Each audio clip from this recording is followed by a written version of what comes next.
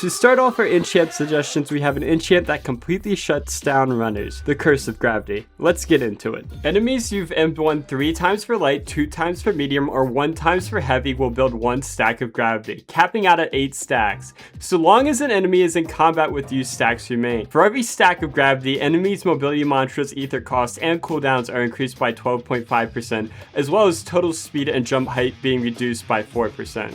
You feel the effects of every stack of gravity you've applied, and you can go beyond the limit of 8 stacks. Attempting to pursue, hit, or air counter an enemy will temporarily lift the downside for 10 seconds. This also works for enemies. There's a 1-second cooldown in between stack games. But have you ever wondered what it would be like to have a mode-like enchant in Deepwoken? Now I know that sounds crazy, but hear me out with the Curse of Jealousy. You change and sway with the tides of your fight.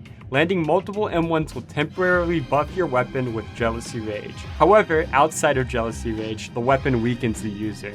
Upon landing 6 M1s for light, 5 M1s for medium, and 4 M1s for heavy, switch to Jealousy Rage for 5 to 20 seconds. This scales higher with weapon investment. While Jealousy Rage is active, landing M1s will pause the timer for 1, 1.5, and 2 seconds for light, medium, and heavy respectively. This can happen a max of 0 to 10 times per mode activation. Pauses do not stack, and M1s must be landed while the timer is running for another pause to begin. For every 10 points in weapon, you get another pause stack, hence the 0 to 10 times.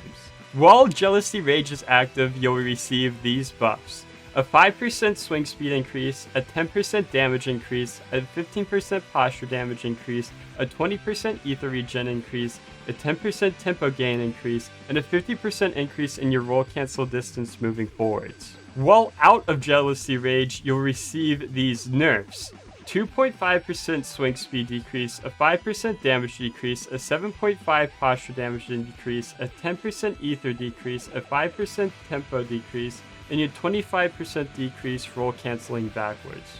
But out of every enchant in the game, we have yet to have an enchant that's strictly used for boss ready. So introducing Dawnbound. When in combat with 3 or more people and 3 or more people are in combat with you, Dawnbound activates. Hitting an enemy will apply Dawnstruck for 10, 15, and 20 seconds. Enemies who are Dawnstruck that hit other Dawnstruck enemies will increase the damage from that attack by 1 to 10% and deal 5 to 60% of that damage to the attacker in a radiant slash, which can only be parried. Once this happens, the Dawnstruck status is then removed from both users. The ability to punish missed parries in more ways than just dealing damage to your enemy sounds a bit absurd, but let's listen to the Curse of Censure. Landing 4, 3, 2, and 1s procs Censure for 5 seconds. Censured enemies that miss a parry and get hit within a second will suffer from a 35% increase from all cooldowns. That duration lasts from 5 to 15 seconds, which scales with weapon investment. This effect cannot stack, and Censure then deactivates, meaning you can't proc it from the original 4, 3, or 2 M1s. While the cooldown penalty is active on an enemy, if you miss a parry, then you decrease your tempo gain by 20% for 6 seconds. You can have multiple tempo decreasers stacking at the same time, and a new tempo decreaser does not refresh an old stack. There's a 1-second cooldown between stack increases for Curse of Censure. This is Curse of Blue Cab's Bane. Reduce your total M1 damage by 15% before any Bane stacks or damage modifiers. Every time you parry, you gain a Bane stack. Every stack turns 3.5% of your next M1 damage into true damage, at a max of 6 stacks. Each individual stack will decay after 7 to 10 seconds, and getting your M1 parried loses 1 stack. There's a 1-second cooldown between stack gains and losses, and the time for the stack decay scales with weapon investment. This is Pain Cycle. Successful M1s will damage you by 0.5, 1, and 1.5% of your total health. Once you deal 6% damage to yourself in this way, your next attack becomes charged with pain and cannot be parried or blocked. Pain charged M1s will throw your enemy into the ground, true dazing them for 3 seconds. If your charged M1 is whiffed, you'll take an extra 3 to 0.5 damage. This scales lower with weapon investment. There's a 1-second cooldown per stack gain, and don't worry, when the pain charged M1 is ready, it will switch to a different model and different enchant effects indicating that it is ready, as well as when the M1 is about to come out, it will have a roll indicator. This is Curse of Rancor. Once you deal 35 damage to an enemy or take 35 damage from an enemy, build a stack of agonies, with a max of 5 stacks. Agonies stacks are released when you parry a vent. For every stack, these effects will persist for 4.5 seconds upon proc. No ether regen, no posture regen, and pausing all cooldown timers. However, an enemy can also proc agony stacks on you by parrying your vent. Each stack lasts for 5 to 3 seconds, scaling down with weapon investment.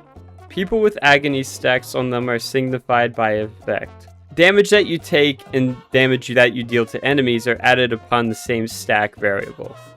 Consume some of your ether after landing in M1. This ether consumption is based upon and equal to your weapon's scaled M1 damage. After M1ing 2, 1, or 0 more times, your weapon will gain the Wither Bloom status. Landing in M1 during Wither Bloom will turn all damage into 100% of your weapon's scaled damage as Wither. Wither Bloom M1s do not proc ether consumption. If you do not have enough ether to pay for Wither Bloom, then every successful M1 will wither yourself by 100% of your weapon's scale damage. There's a 1 second cooldown between M1 stat gains.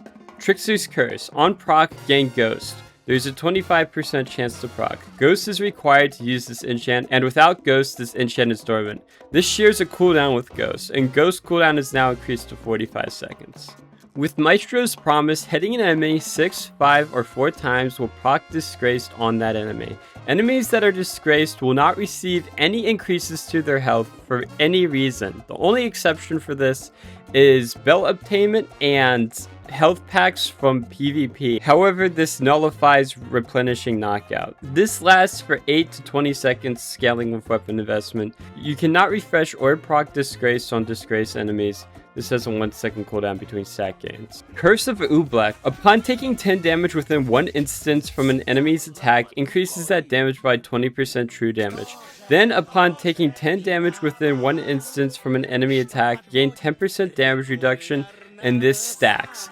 These stacks of damage reduction can be gained within 3 seconds of the true damage taken, and are lost after 3 seconds of that true damage taken. For every combat tag above 2 combat tags, you gain a 1 second increase to the duration of the enchant. There's a max of 5 stacks, and there's a 10 second cooldown between proc with a 100% chance to proc. Curse of 10,000 Bees. On hit, there's a 1% chance to activate B mode. In B mode, your health drains to 0 at a rate of 1 health per tick. For every 1 health you lose in B mode, spawn a bee. Bees have 1 health and are faster than Goku. If there is a C before the I and E, then spawn a queen bee. Queen bees are not faster than Goku, but they have 2 health. When a queen bee dies, spawn 10,000 bees. Every bee spawned by a queen bee has a 0.01% chance to be a king bee. King bees blow up on death and have 3 health and are as fast as Goku. When a king bee dies, spawn a Goku bee. Goku bees has 0 health and kills everything on death. Thank you for coming to my TED Talk. Honey prices are going up, be sure to buy low. Ringo from the Beatles, go JFK.